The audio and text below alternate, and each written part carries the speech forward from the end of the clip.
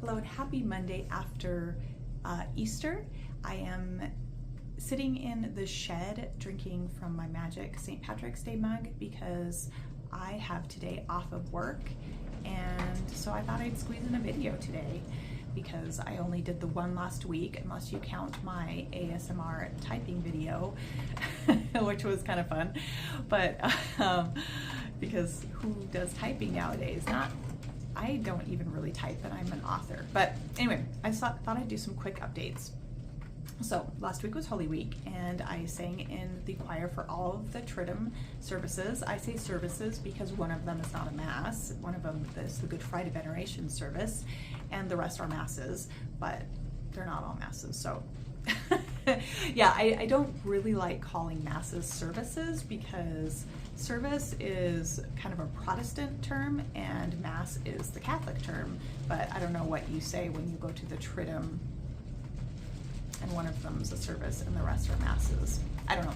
But I sang in the choir for all of them, including the Easter Vigil, which is 3 hours long. So that is definitely not for the faint of heart. It's 3 hours long and involves the fire outside and incense and candles, and so it's kind of hard to sing because if a singer has allergies and asthma, all of that smoke is going to trigger that. I don't have a huge problem with it, but I don't know that there is anybody in the world who can sing very well around a lot of smoke.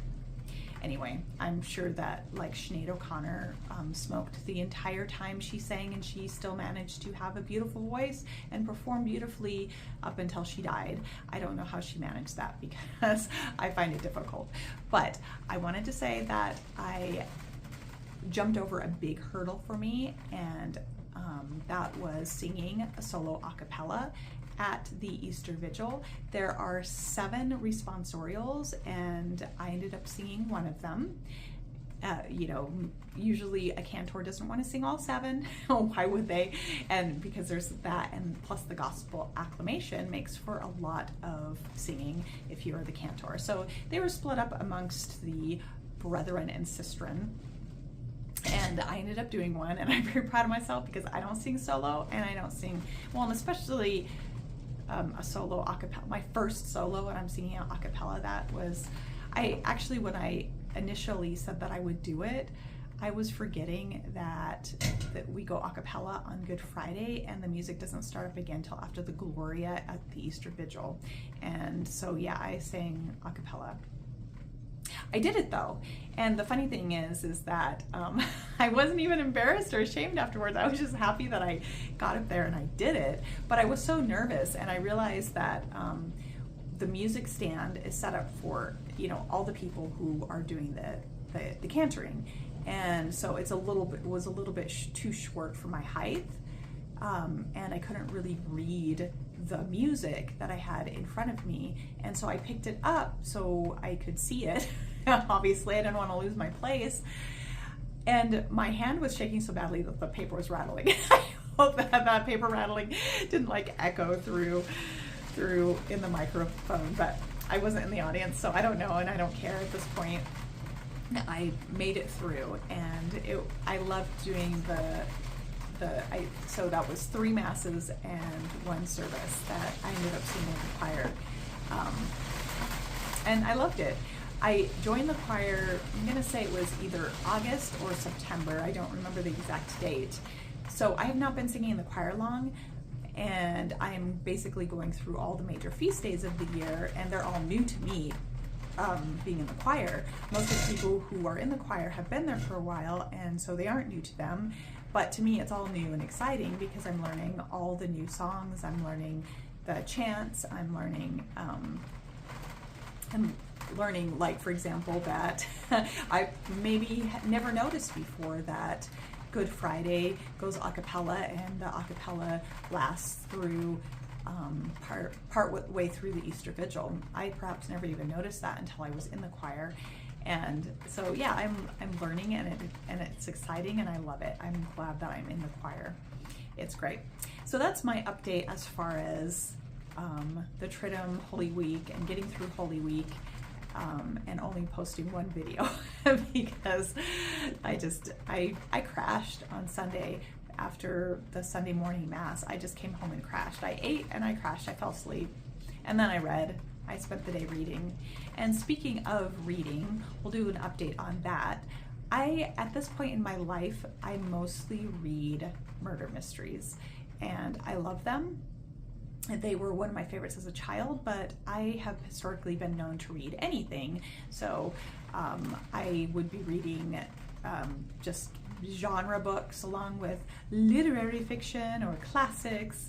I've read it all, and I actually really enjoyed it. When I was in high school, I actually enjoyed the books that we were forced to read in English class, which everybody else hated, but I couldn't understand why. Like, I loved reading The Great Gatsby. Like, I actually got to go to school and read instead of, because I did horribly in school, but I liked to read.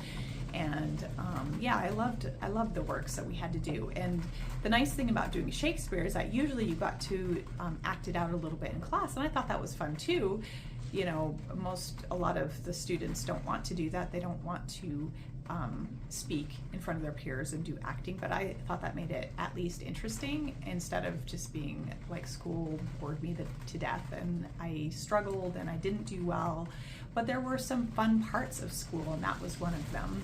Being able to maybe play a part in Romeo and Juliet or whatever, Hamlet. Because just reading plays, no, that's not fun. I didn't really enjoy just reading them because they're not meant to be read like a book. They're meant to be acted out, or either you as the actor acting it out, or they're meant to be watched as entertainment. So that's the only thing that I would say about English class and reading. I did not like just reading the plays. Anyway, where was I going with that? Oh, yes. So over the years, I like some fantasy. I especially like shorter fantasy. One of my favorite books in childhood was The Hobbit because it was a shorter adventure novel. And I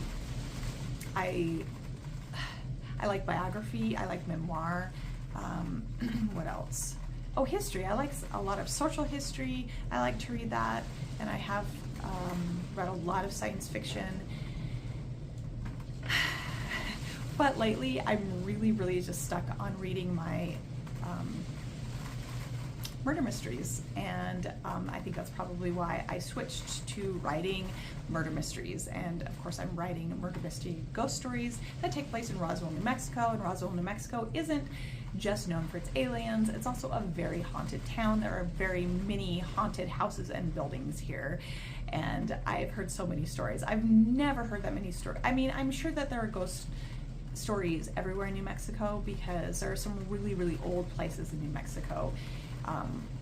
Old Pueblo ruins, old adobe houses, and so yeah, it has its share of ghosts. But Roswell is the first place where I've actually run across so many stories of so many ghost stories, and I think that's partly why I would like to do these Roswell interviews. Maybe I should be asking people about their ghost stories because everybody has one. Everybody seems to have a ghost story here. Anyway.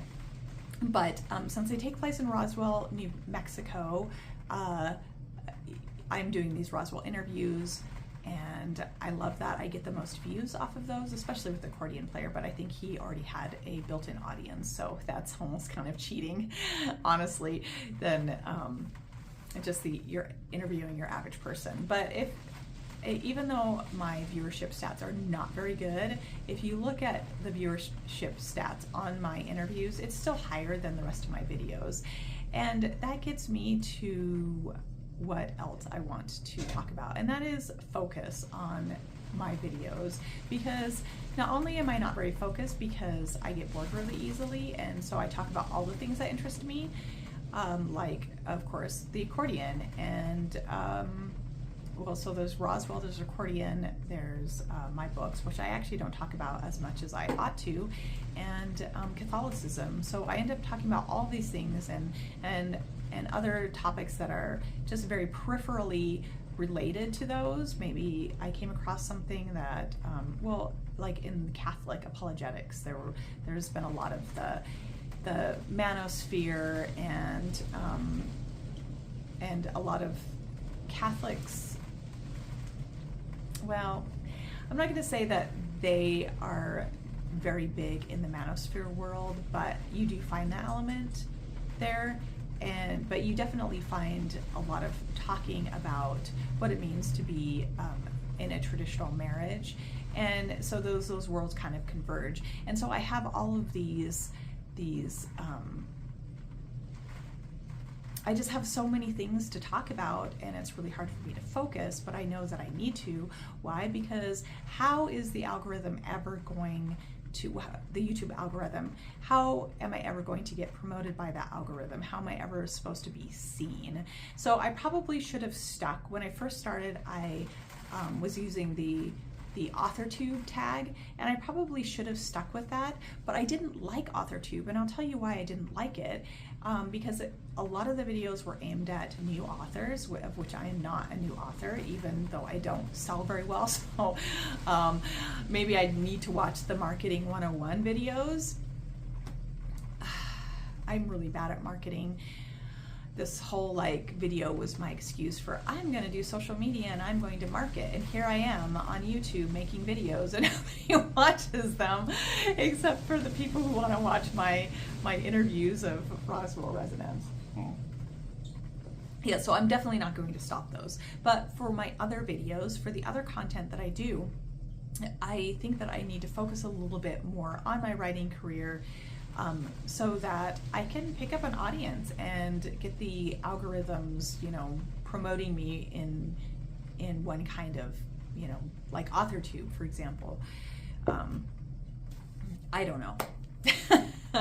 Yeah. Oh, the other thing about AuthorTube that I really didn't like is that it seemed to be composed mostly of giving advice to new authors or tearing down other authors, especially other AuthorTube authors.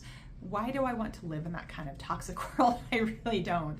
I just don't see the point. If I don't like a book, I don't need to get on YouTube and talk about how much I hated it and why I hated it, especially if it's an up-and-coming author who is struggling. The book may very well be bad. I don't know, but some of that is so subjective anyway.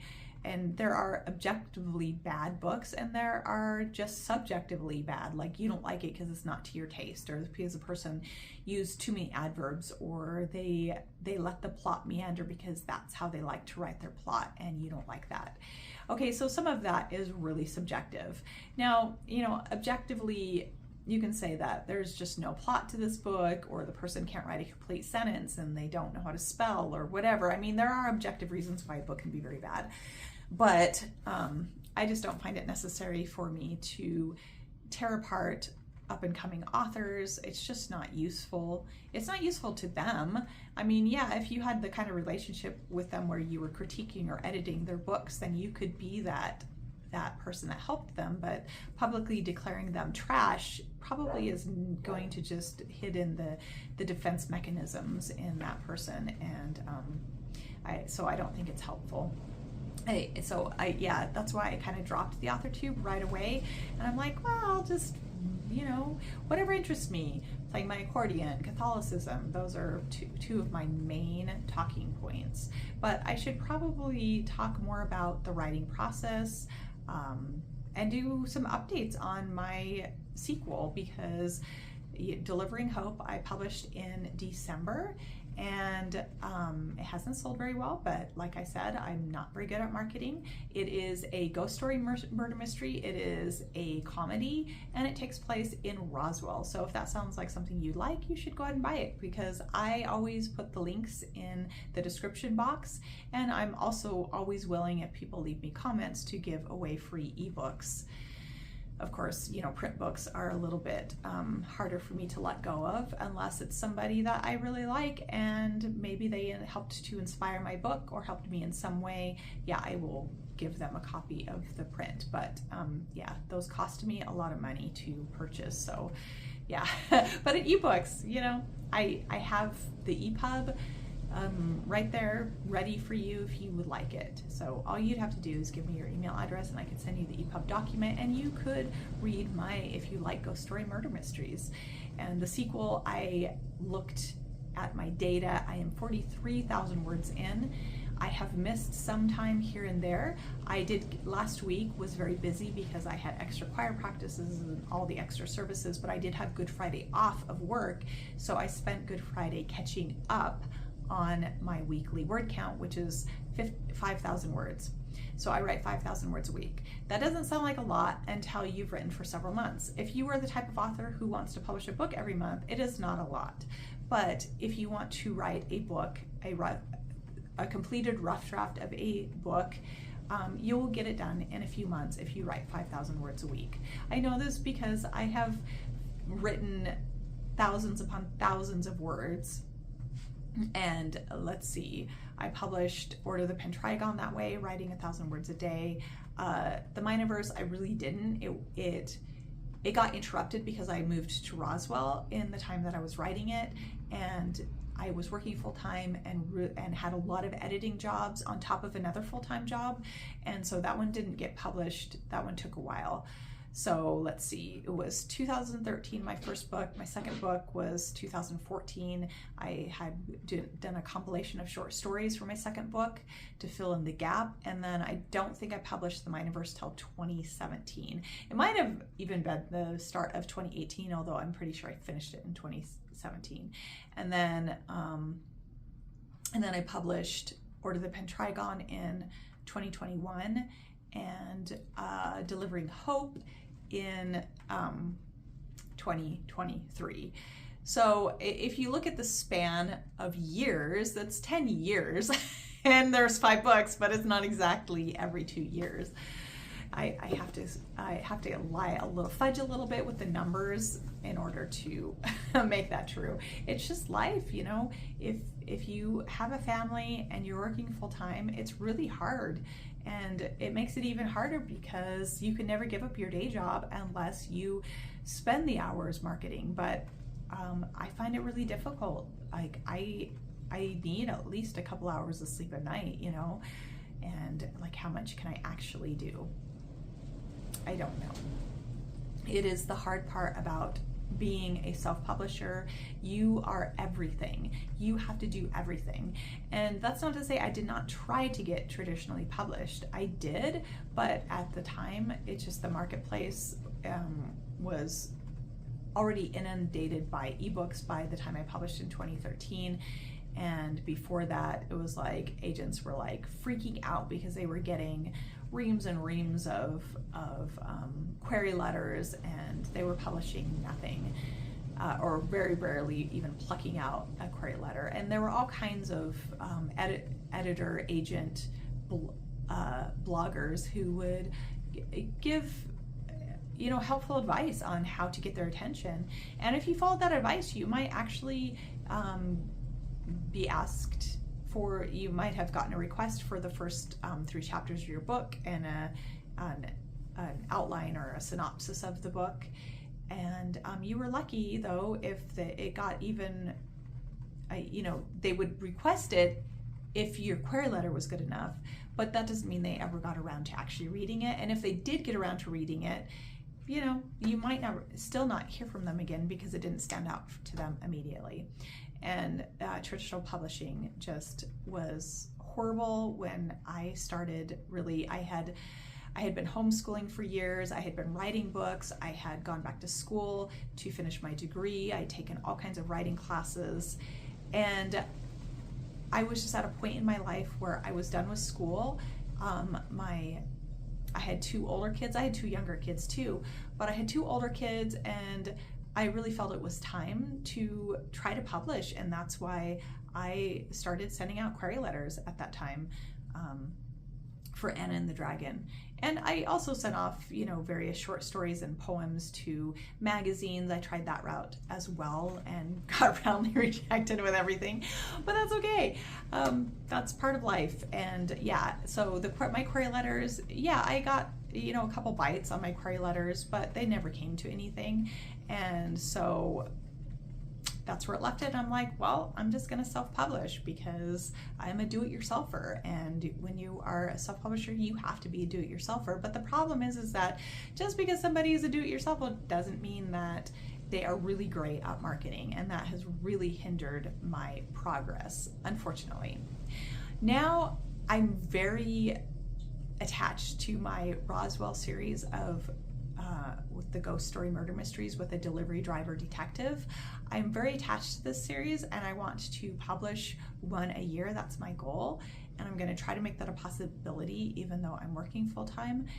And I want to gain an audience, so I'm hoping that at some point I will hit the right zeitgeist and people will start sharing my videos or watching my videos, or I'll get more subscribers, because I have been doing this now, I don't know, it's been like 6 months since I started this YouTube channel, and I have 24 subscribers, but I think it's again because I lack focus and a lot of my videos are too long. I like listening to long videos, other people do not. I don't know what is wrong with the attention span of people, but it just makes me wonder. So if I can only get people's attention by making very short videos, then will they actually read a full book? I don't know. This is an unknown to me about the way the world has changed. I come from a different world. I didn't even fit into the world back in high school because I was a little odd, even back in high school. But I mean, yeah, like I said, I liked the books in English class. I liked to read them. I enjoyed them. I enjoyed everything. I liked to read everything until now when I'm pretty stuck on my murder mysteries, cozy murder mysteries, if you can call murder mysteries cozy. You can, because it is a genre. But I do like also the ghost story murder mysteries. And in fact, I am reading one right now. And I will do a review on it when I'm done with it. But right now I have to say that it is interesting and I'm enjoying it. It has a lot of the tropes that I was going for in my ghost story murder mystery, which is, you know, hidden cupboards and old stories of betrayal and widows and, you know, all of that. Children, usually children disappear or maybe a baby dies. There's always these tropes that you find in these gothic ghost story murder mysteries. And old houses. Old houses are generally haunted. Of course, new houses can be haunted too, but old houses tend to be haunted. The one thing that, if I had a criticism of the book I'm reading currently, and like I said, I won't give the author the title at this point. Well, I can't even think of what they are because this is the first time reading of this author. But if I choose to do a review, I will give the author the title. But one problem that I'm having with this book is that it's supposed to take place at the coast. And so they buy this house, there are two widows, a mother and a daughter widow. They buy this old house at the coast, and it's already furnished, comes with this library, and there's no talk about mold and mildew. It's like it's literally sitting on the water. Okay, I used to live at the coast before I was in New Mexico, and everything, I mean, you cannot keep the damp out of houses, especially old houses, because they didn't have the insulation that newer houses have. And this is just to give you an example. Okay, so this house was supposed to have been built in the 18th century and it's Victorian, so I assume that because 18th century wasn't Victorian, that they added Victorian decorations to the house at one time, so like little decorative elements on the outside to make it look Victorian. So we're talking about a really old house. So I lived in some older homes at the coast, at the Oregon coast, and they weren't even half as old as that. In fact, the old that I'm talking about living in were like 1920s, and they were terrible, like mold constantly. I mean, you had to constantly be scrubbing mold off of walls.